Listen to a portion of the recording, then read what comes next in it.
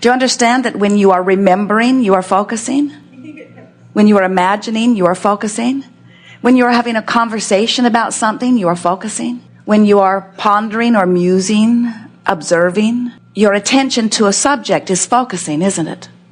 Do you have to have conversation to be focusing? Not at all. Just your attention to it, even if you do not speak it, is focusing.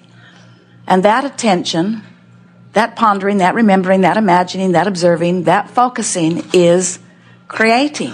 You understand why that is so? Because you are vibrational beings. And when you give your attention to something, you offer a vibration that emanates to the boundaries of this boundaryless universe. You emanate a signal that law of attraction matches. So whatever you are giving your attention to causes you to offer a vibration, and that vibration, whether you know it or not, whether you like it or not, whether you are consciously aware of it or not, whether you are tending to it deliberately or not, whether you are sloppily just offering it in ignorance or not, that is your point of attraction. And so you and everybody you know is offering a signal, and that signal is a vibrational offering that is matched. That's how it all works. Now, many people are not yet ready to acknowledge that they are vibrational. They prefer to see themselves as the flesh, blood, and bone specimens that they see in the mirror. And we want to remind you that all that you see is an extension of vibration, and that everything that you observe with your physical senses is vibrational interpretation. In other words, you see because your eyes translate vibration, and you hear because your ears translate vibration, and you smell because your nose translates vibration. Your fingertips are translating vibration.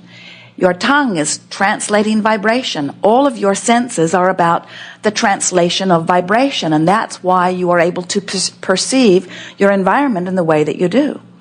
But you are also perceiving vibration, or you can, through your solar plexus, through your emotional center.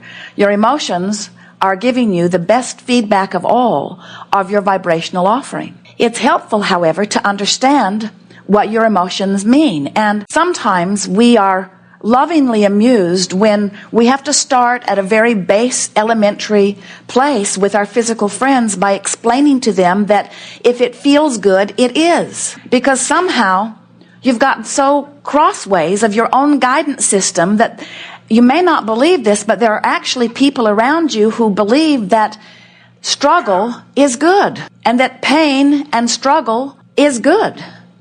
And we're wanting you to understand that if you are only evaluating your life based upon the action part of it, in other words, there's the action part of your life, which is where I am right now and what I'm observing right now and what I have come to right now and what I have been attracting, and so what's culminating, what's manifesting, that's the action part of my life. I'm 200 pounds overweight, that's the action part of my life. I have been given a diagnosis of some terminal dreaded disease, that's the action part of my life. I just got a speeding ticket, that's the action part of my life. My girlfriend ran off with someone else, that's the action part of my life. But the action part of your life, and so we understand how if you are looking at the action part of your life, if you're looking at what is actually happening right now, what you've come to, so to speak, we can understand how it would be hard for you to acknowledge the vibrational part of your life. You're so busy looking at the manifestations that you've come to and wanting to deal with them. We can see how action would seem to you like it should play a big role in your experience. And if you are only comparing the action part of your life, we can certainly understand how if you walk up on a fist fight and you see a big bully beating up on some person who seems to truly be at a disadvantage, we can see how you would question, should you not jump into it and see if you can save the little guy's life? We can understand how that action seems like the only thing that under those conditions you might be able to do. Meditation is sort of too little too late. Lining up your energy, making a list of positive aspects is sort of too little too late. We understand how the action part of your life seems like a big important part of your life. But we want to help you to understand that you have two concurrent journeys running along here in every moment of every day. There's the action journey, which from our way of explaining it means what you've come to, where you're at, what's not going to change this red hot minute. It's not going to change immediately. It will change, just not right now. It is what it is, what it is. But then there's this vibrational journey, this emotional journey that's run alongside of it, that if you're not aware of and you don't do something about changing the emotional journey, then the action journey, or what is just going to keep culminating pretty much like it has been. You notice in your own life, and maybe in the lives of others, there are all kinds of people whose lives keep going the same. Different places, different faces, but the same theme runs through their life. Different people abusing them, different people taking advantage of them, different people disappointing them. But it is the same essence of the same life experience because it's coming from the same vibrational point of attraction. So what we're wanting you to begin to consider is that yes, you've got this action journey, and yes, it is what it is, but you have some options that you may not have been considering. We were visiting with a woman not long ago who has painful arthritis in her hips. And we said to her, so that's what is, and it's not going to change today or maybe even tomorrow. It is what it is. But you have some emotional options. You can have painful arthritis in your hips and you can be fearful, or you can have painful arthritis in your hips and you can be hopeful. And the vibrational difference between fearful and hopeful is a huge vibrational difference. It's so huge that it makes the difference between how long you're going to keep walking into another day with painful hips. If you can separate your response to what is emotionally by having more fun with it, by caring more about how you feel, if you can start tending to your vibration, then you can start changing your future outcome.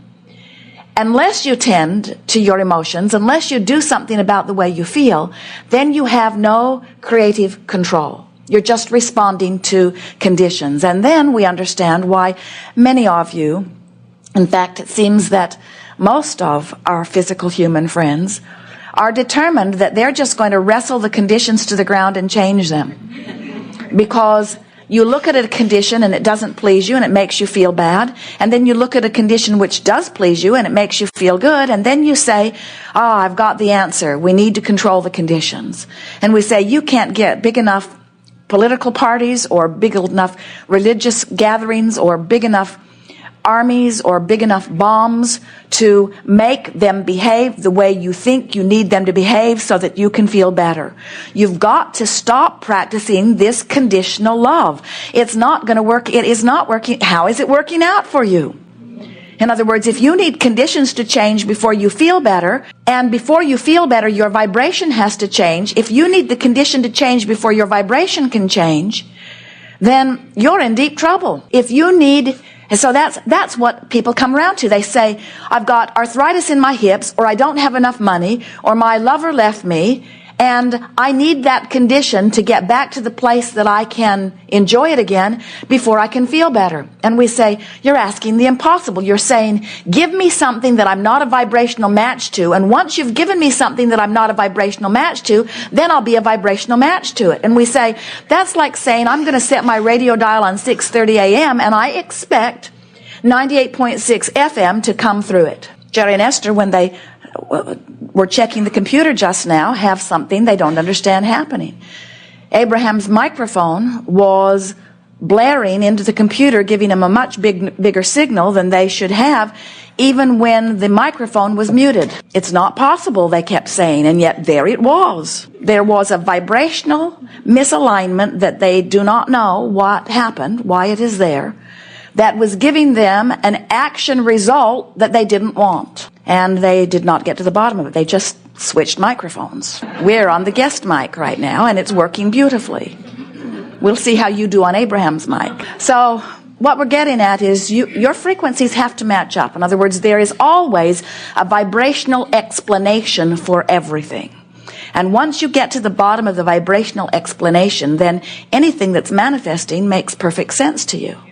But unless you get to the vibrational essence of it, when you're messing around out there on the edge, trying to figure out how to adjust some condition or circumstance, you are very limited. Now, we're not saying that you could not take your brute force and pick something up and move it to another place. We're not saying that at all. Of course, your action is a part of your experience.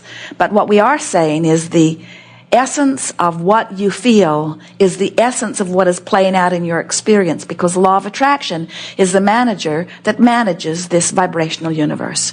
And until you decide to get control of your vibration, you cannot be a deliberate creator. And the way you get control of your vibration is by saying once and for all, it matters to me how I feel. Finally, I'm going to come back around to acknowledging that I was born with a guidance system, and good means good. If it feels good to me, then it is a good path for me.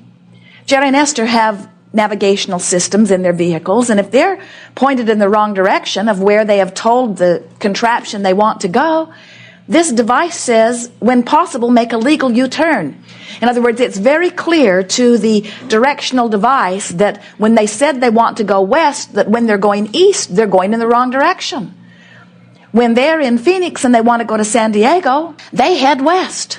And if they get turned around in Yuma for some reason and start going back toward Phoenix, their navigational device is going to throw a fit. It's going to say, when possible, make a legal U-turn. When possible, make a legal U-turn. And it won't stop. It will continue to say, as long as you've programmed me for this destination, I'm going to keep telling you you're going in the wrong direction. And your navigational system is telling you the same thing. When you know you want something that feels like this, and you're focused upon something that feels in opposition to it, you are emitting a vibrational signal that is not letting you receive what you're asking for.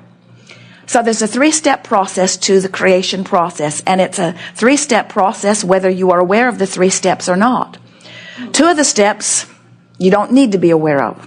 Step 1 and step 2, you don't even have to know about them, because the universe has been so cleverly orchestrated that those 2 steps are managed perfectly without you. Step 1 is you have to ask. So that might sound strange to you that we say you don't even have to know about step 1, but it is the way that it is, because you do not have to consciously ask, because the contrast of your environment causes you to emit constant preferences. So whether you speak your desire or not, it is emanating to the boundaries of the universe. So step 1 happens because you're living life. When you're driving in traffic and it feels like a frenzy, you emanate a vibration that says, I would like more peaceful traffic. When you don't have enough money, whether you say anything or not, you emanate a vibration that says, I would like more ease with my financial situation.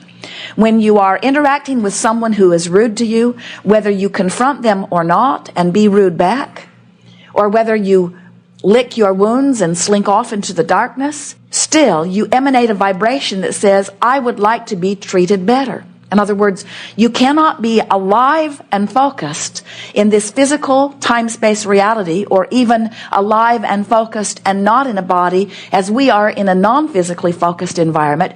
You cannot be focused consciousness, and everything is, and stop emitting preferences. It just happens. So step 1, don't worry about it. Step 2 is source answers the request, not your work. Source takes care of that. Step 3 is you've got to be in the receiving mode of what you're asking for. So if you're asking for more money, you can't be beating the drum of not enough money and be a vibrational match to more money. The things that you want, when you're lined up with them, feel like appreciation to you. The things that you want when you're not lined up with them feel like doubt or fear or disappointment or anger or resentment or blame or guilt. So does it make sense to you that if you are moving towards something you want and your emotions are saying things back to you like appreciation and love, that your navigational system is saying, on the right path, on the right path, on the right path? And does it make sense to you if your circumstances have brought you to the place of emitting constant, steady signals about wanting more money, and all day, every day, you're complaining or afraid because you don't know what you're going to do about your money situation, can you now put those two analogies together and acknowledge that your guidance system is saying, when possible, make a legal U-turn? So we know you get that. We know that you all want to feel good, in fact. We know that there is not one of you who says, well, Abraham, I choose to feel bad. I'm doing it on purpose.